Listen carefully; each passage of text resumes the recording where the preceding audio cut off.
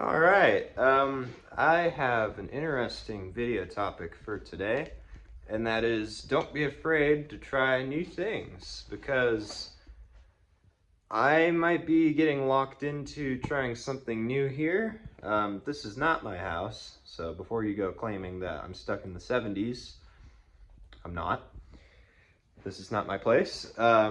But I might be redoing all of this paneling here, which will take quite the amount of preparation. I'm going to use it as a bouncing point into why I think you shouldn't be afraid to step into something new that you've never done before, because just as I am being tested today, you will be tested in the future when it is time to try something new.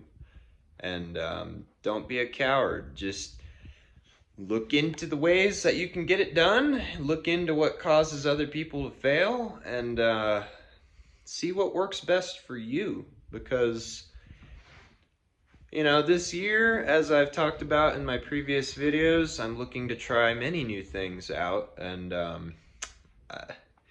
painting wood paneling is something I have never done.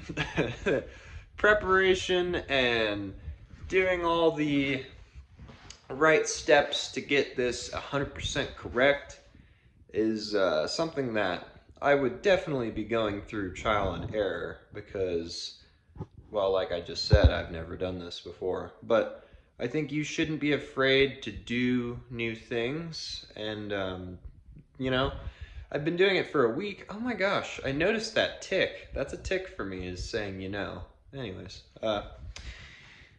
making YouTube videos is something new for me, and actually it's already something I've gotten used to.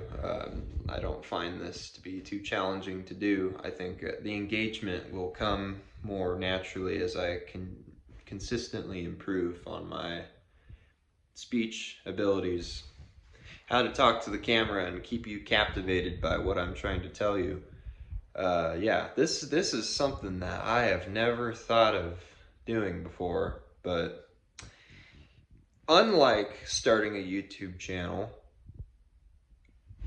I'm willing to throw myself into the dirt and see what happens, because I don't know exactly how this would turn out, and I don't know. It puts a grin on my face because I remember when painting was a brand new thing to me. I remember when going to concerts was a brand new thing to me.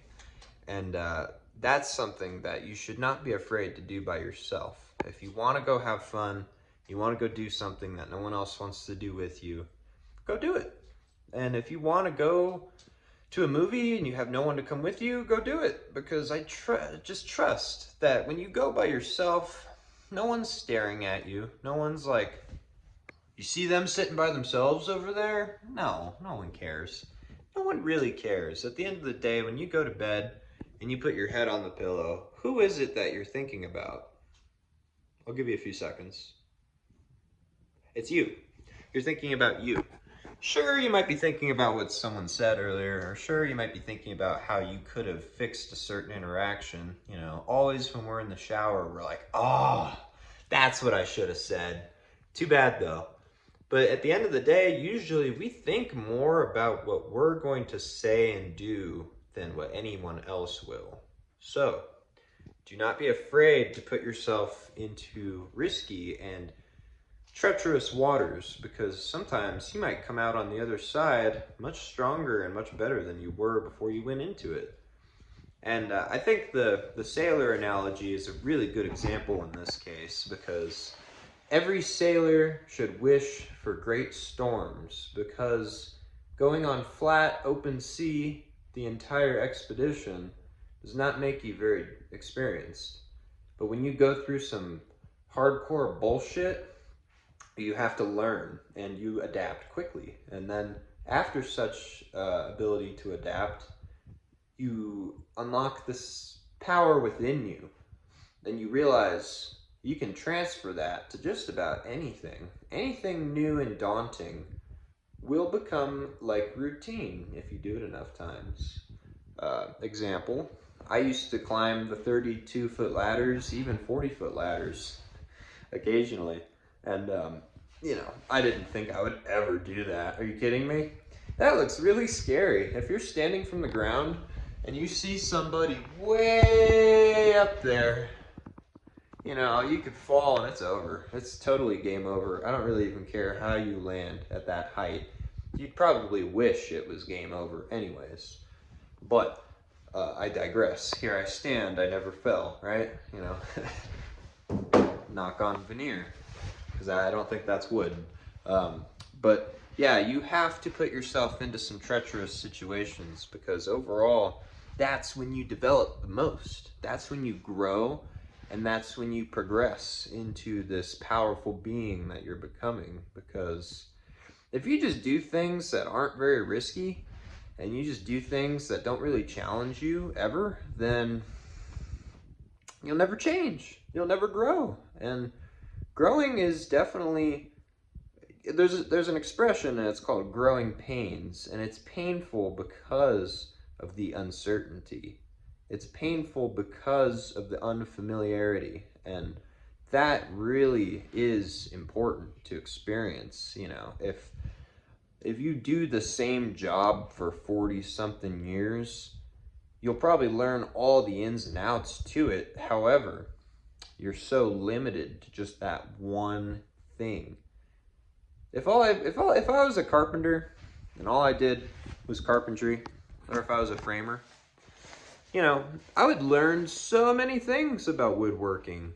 But the moment I have to fix a pipe, or the moment I have an outlet that I need to replace, crap, I'm totally useless. I'm right back to the drawing board, and then it's my choice at that point if I want to A, be outside of my comfort zone and grow, or B, pay someone else to do it.